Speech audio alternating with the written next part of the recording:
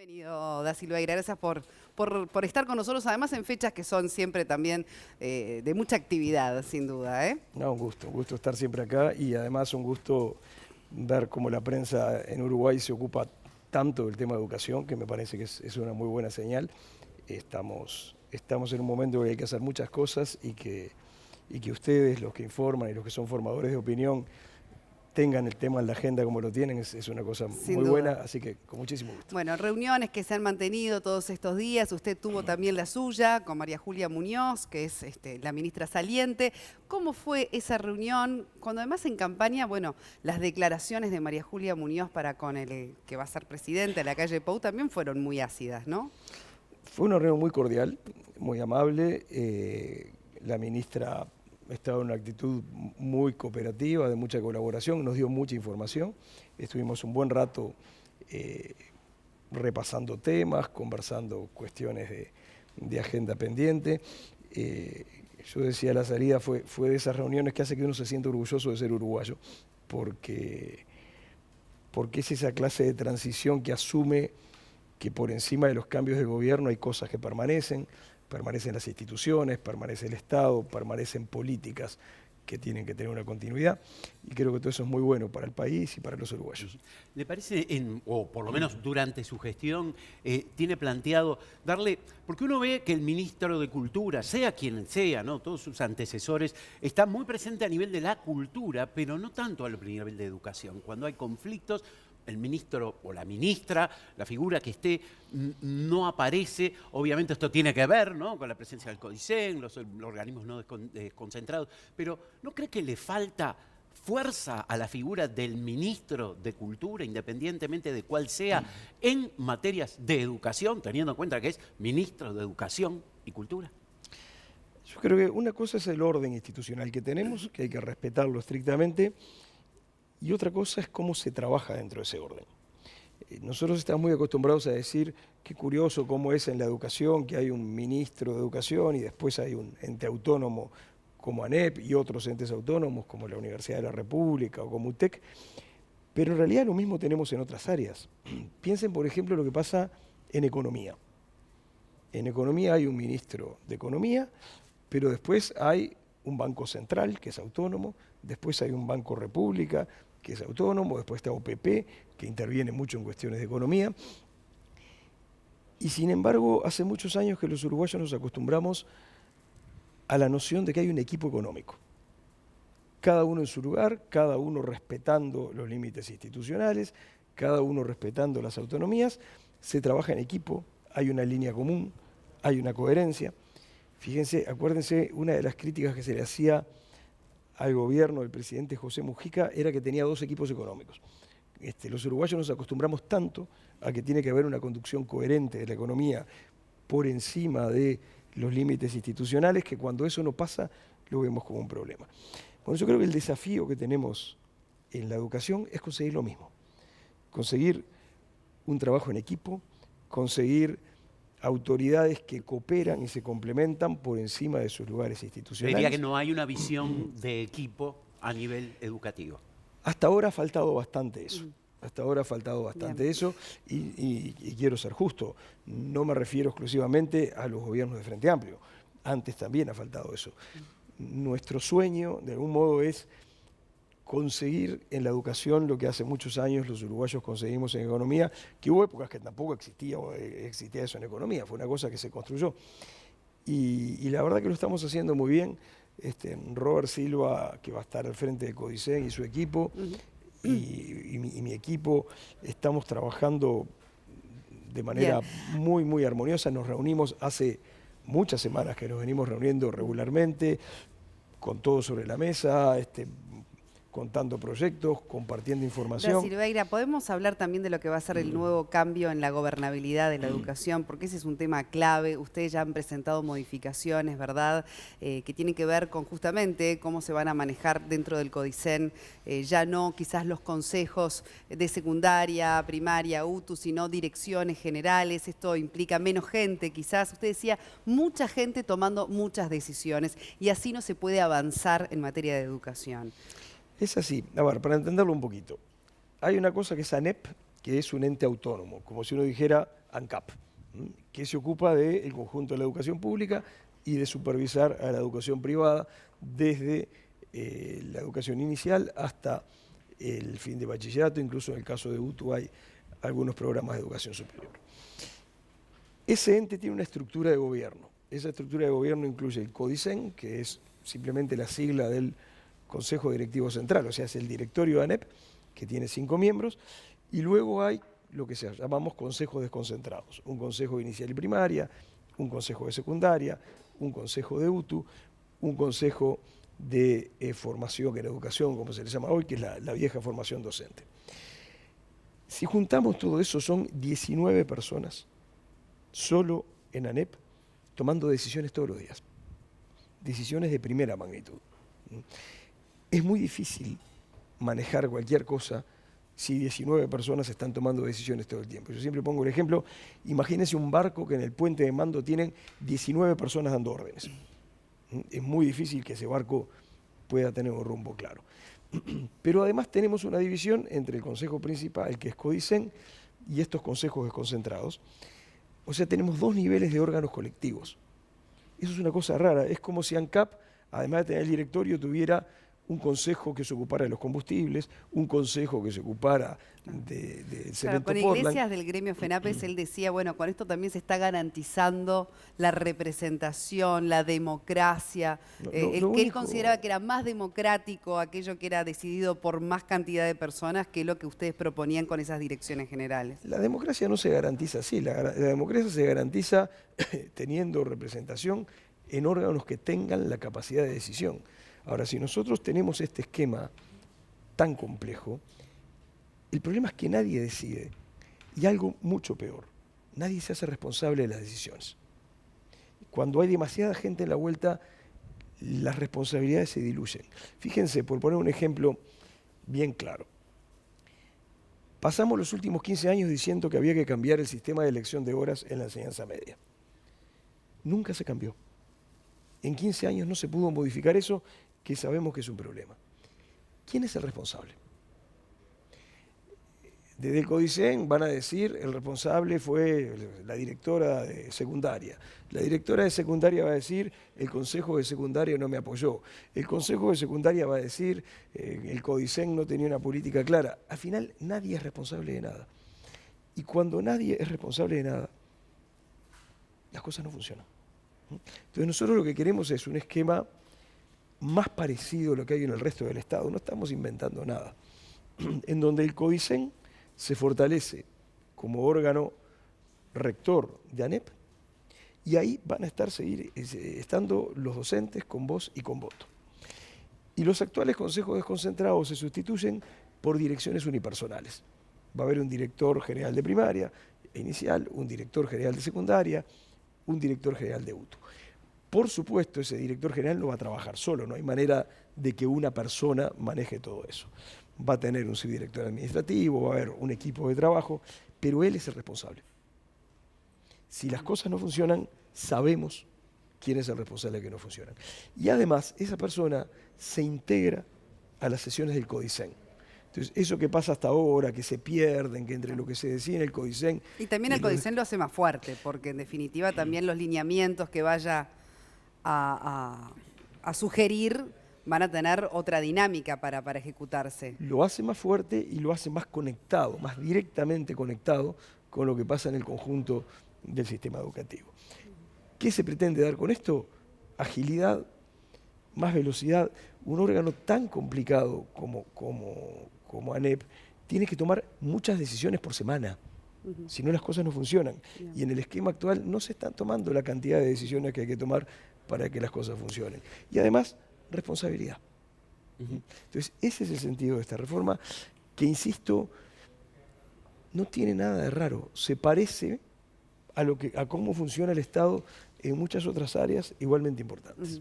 Ustedes van a asumir, van a tener que obviamente ponerse al día, ocuparse de lo urgente, de lo importante, de lo que ya tienen planificado. Le pregunto como filósofo, y teniendo en cuenta que va a tener estos 5 años, ¿para qué considera que tiene que servir la educación para que sirva? Es una linda pregunta. Yo creo que lo que hay que entender es que en el centro de la enseñanza están los alumnos y sus familias.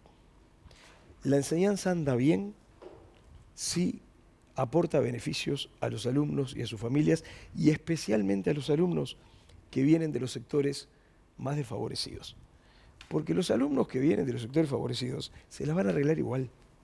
Tienen padres altamente educados, tienen libros en sus casas, tienen contactos, los padres pueden pagar buena educación que les va a abrir puertas.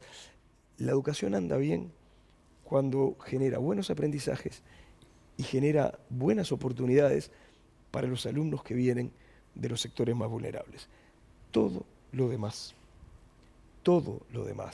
la plata, los organigramas, las autoridades, todo lo demás es instrumental.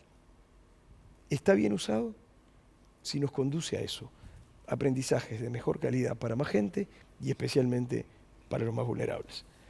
Y está mal usado, por más que gastemos mucha plata, por más que tengamos esquemas preciosos de cómo se organiza la cosa, por más que lo que sea, está mal gastado todo eso si no se producen más aprendizajes para más gente, especialmente los más vulnerables. Esa es la unidad de medida, esa es la regla con la que tenemos que medir absolutamente todo lo que hagamos. Si al final de estos 5 años conseguimos que más gente esté aprendiendo mejor y que sobre todo la gente que viene de los sectores más vulnerables esté aprendiendo mejor y tenga más oportunidades, entonces habremos avanzado. Si no, entonces no. Un poco también esto viene a colación con los resultados del INED, ¿verdad? Donde hablaba justamente de la desigualdad en los sectores más vulnerables de la sociedad, en ese acceso justamente a la educación. Pero también yendo un poco a los contenidos, como para poder bajar un poco más a tierra también las modificaciones, los cambios en educación que les gustaría impulsar. ¿Cuáles son esos contenidos sensibles, por lo pronto, para este próximo gobierno? ¿Dónde hay que cambiar el rumbo? ¿En qué aspectos, sobre todo, de contenido? Yo creo que en materia curricular, en primer lugar, no se trata solo de contenidos. Contenidos fue el centro de atención durante mucho tiempo en la enseñanza. Hoy en todo el mundo está viendo un giro de los contenidos a las competencias. Los contenidos es aprender cosas. Cuáles son las capitales de los países del mundo. Eso era muy importante en el mundo anterior a Google. Hoy es muy fácil encontrar en Google cuáles son las capitales de todos los países del mundo. Lo que importa ahora es saber usar toda esa información abundantísima que tenemos todos a nuestro alcance.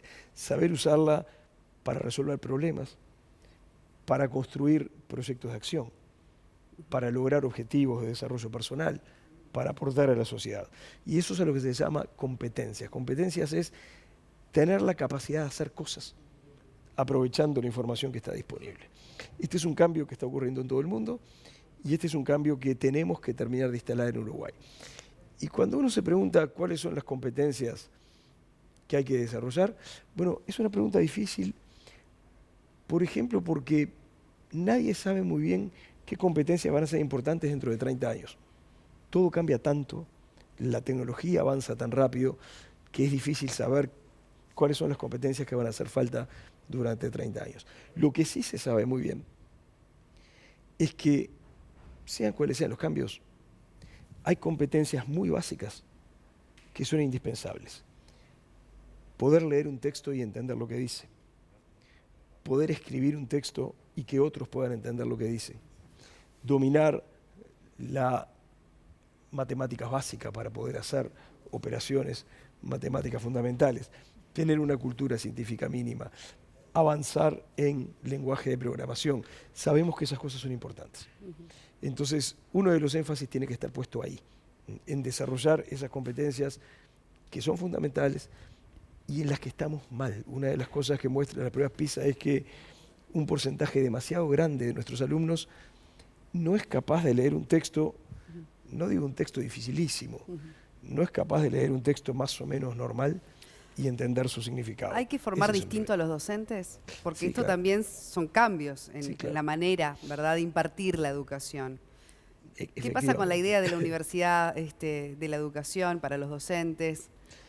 o del nivel, digamos, de terciario para la Ahí formación va. docente? Son cosas distintas. Hay que mejorar mucho la formación docente, que está en problemas de todo tipo. Por ejemplo, si ustedes quieren mirar en el sistema educativo dónde hay una mayor tasa de abandono estudiantil, dónde ocurre que la mayor cantidad de estudiantes dejan de estudiar antes de terminar, ¿saben cuál es ese lugar? El IPA. En el IPA, de cada 10 estudiantes que entran, solo uno se recibe. Entonces tenemos serios problemas de formación docente que tenemos que solucionar. Tenemos que cambiar los enfoques y además, efectivamente, tenemos que darle reconocimiento universitario a la formación docente. Lo que pasa es que nuestro proyecto no es el mismo que el del partido de gobierno saliente. ¿Cuál era un poco la estrategia de los gobiernos de Frente Amplio? Agarramos lo que hay y le ponemos en la puerta un título que dice Universidad de la Educación y después vemos cómo arreglamos las cosas. A nosotros no nos gusta esa estrategia. Nosotros vamos a poner en marcha un proceso de mejora y de fortalecimiento de los programas de formación docente para estar seguros de que realmente alcanzaron nivel universitario y ahí vamos a ponerles el cartel en la puerta. Nos parece que lo anterior era poner la carreta delante de los bueyes y eso no era una buena manera de hacer las Da cosas. Silveira, ¿le molesta el debate actual, que además ya surgió en tiempos de campaña, entre lo público, lo privado, cuando hablamos de educación, universidad pública, universidad privada, que si ustedes vienen de la universidad privada y de la educación privada desplazando a los que están formados en educación pública, que no tienen sensibilidad con esa realidad porque no la conocen? Bueno, también lo que la propia ministra María Julia Muñoz achacaba, digamos, a quien era candidato, que ahora va a ser el presidente de la calle Pou, como, bueno, desvalorizando, digamos, que él venía también del palo de lo privado. ¿Qué pasa con esa situación, esa dicotomía social entre los que vienen de la pública y los que vienen de la privada en materia de educación? Mira, yo crecí en el Uruguay de la dictadura. Y en el Uruguay de la dictadura la gente estaba dividida en categorías A, B y C, según cuán simpática le cayera a la gente la dictadura. Si uno no tenía problemas, estaba en la categoría A; si a la dictadura a uno no le gustaba mucho, estaba en la categoría B; y si a uno la dictadura no le gustaba nada, está en la categoría C. Yo me niego a volver a esa lógica. Yo no creo que a la gente haya que clasificarla según dónde estudió, según dónde trabajó, según dónde vive o cosas por el estilo. Creo que eso destruye la convivencia social y eso es incompatible con la democracia. Gente bien intencionada, gente bien formada, gente que conoce la realidad, hay en todas partes. Y gente que ni es bien intencionada, ni conoce la realidad, ni quiere hacer nada útil, también hay en todas partes. Entonces yo lo que pido es: júzguennos por lo que hagamos o por lo que dejemos de hacer. Júzguennos por los resultados que estemos obteniendo o que no estemos obteniendo. Pero eso de descalificar a la gente porque me gusta más o menos dónde vive o dónde estudió, yo no estoy dispuesto a volver a eso. Es un tema que no pienso ni empezar a discutir, porque la verdad me recuerda a volver al Uruguay de la dictadura, con otros criterios de evaluación, pero es volver a clasificar a la gente en categorías según me gusta más o según me gusta menos. Es una mala manera de enfocar las cosas. Da Silveira, el otro día conversamos con Renato Perti, allí mismo sentado, bueno, fuera de micrófono porque no nos dio el tiempo, a propósito de un gasto oculto de las familias y una educación oculta, que son los profesores particulares. Claro. Seguramente hay una cantidad de niños, adolescentes, ¿no? En mi casa me incluyo también, e incluyo yo mismo, que no pudimos haber pasado de año si no hubiéramos ido a clase particular de alguna materia o varias materias. Obviamente, con esfuerzo fuimos, lo superamos y pasamos de año. Pero es un gasto oculto de las familias y es importante. ¿Le preocupa este tema? Sí, claro. Eso quiere decir dos cosas. Primero, quiere decir que en los centros de enseñanza no se están generando los aprendizajes que se tienen que generar. Ahí hay un problema. Como no se generan, entonces hay que ir a un profesor particular para buscar apoyo. Pero además hay un problema de inequidad, porque al profesor particular va el que puede pagarlo, el que tiene padres que pueden pagarlo. El que no puede pagarlo no va al profesor particular. Eso es parte de lo que explica por qué tenemos las terribles tasas de abandono que tenemos en la enseñanza y por qué los que dejan de estudiar son los más vulnerables. Entonces, cuando hablamos de mejorar la calidad de la educación, cuando hablamos de mejorar la calidad de los aprendizajes. No es porque tengamos una obsesión por la excelencia y pensemos que tengamos que ser campeones del mundo o algo por el estilo. Es porque cuando no se generan aprendizajes de calidad en la enseñanza pública, lo pagan los pobres. Hay un problema de justicia social. Entonces, y contra todo lo que dicen algunos, todos tenemos muy claro que el partido se juega en la enseñanza pública. Lo que hay que mejorar es la calidad de la enseñanza pública. A veces cuando se plantean ese tipo de cosas que tú decís, Soledad, yo pregunto, ¿tú conoces a alguien en Uruguay que diga, no, mientras la educación privada ande bien, el resto no importa? ¿Hay alguien que está defendiendo ese punto de vista?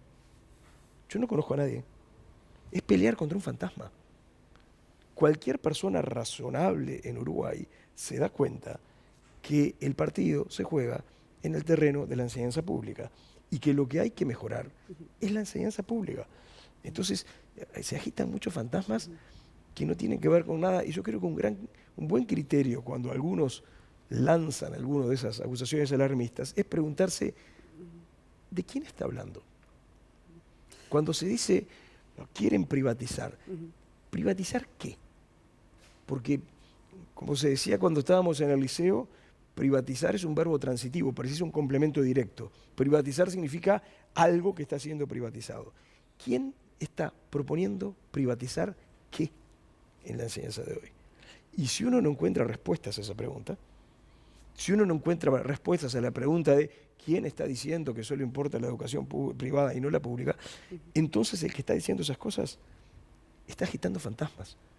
Está pretendiendo defenderse contra enemigos que no existen.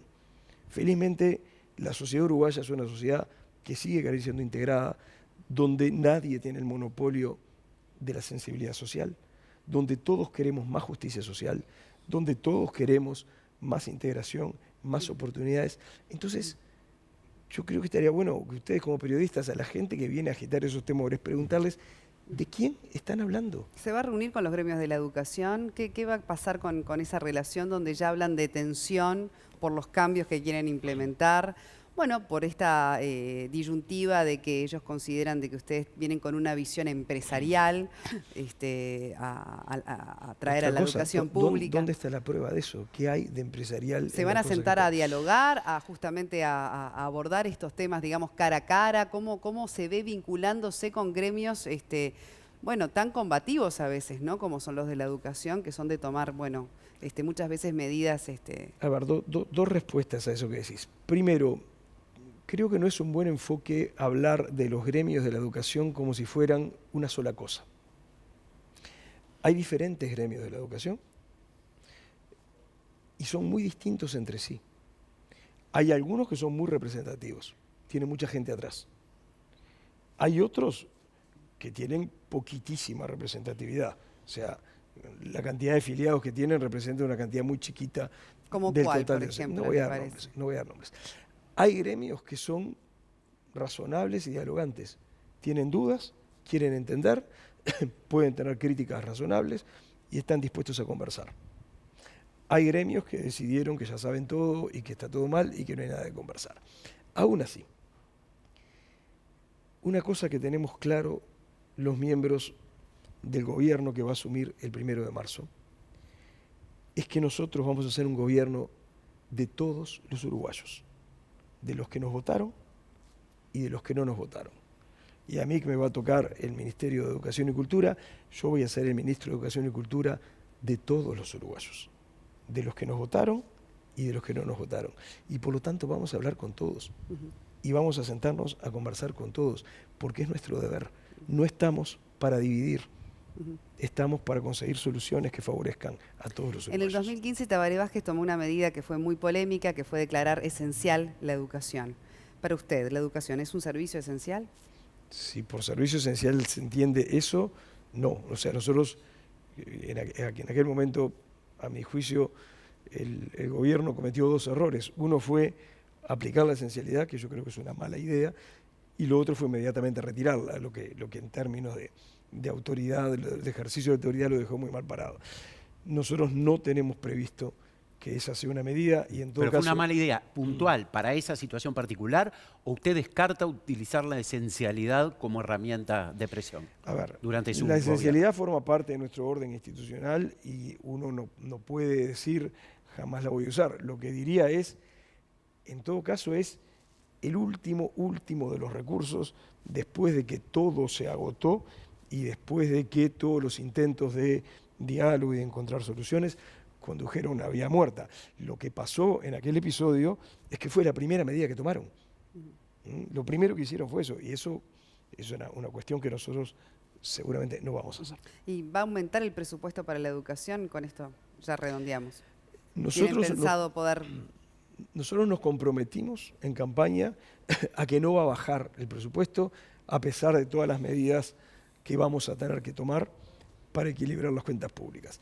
Si va a subir o no depende de cómo encontremos las cuentas públicas el 1 de marzo, que es una realidad que está cambiando día a día por decisiones que está tomando el gobierno saliente, y de la velocidad con la que se produzcan efectos positivos a partir de las medidas que tomemos. Te imaginarás que, por mí, cuanto más recursos para la educación, el mejor. compromiso está en no bajarlo, No lo vamos a pero bajar. no pueden asegurarte que pueda subir. Hay una voluntad de aumentarlo, no decimos cuánto, porque no nos parece serio, no nos parece responsable. Eso depende de un montón de variables que no controlamos y que habrá que ver cómo van evolucionando. Ojalá sea mucho. Muy bien, muchísimas gracias, Pablo da Silveira, futuro ministro de Educación y Cultura. Gracias por acompañarnos esta mañana. Felices fiestas. Igualmente para ustedes y para el público.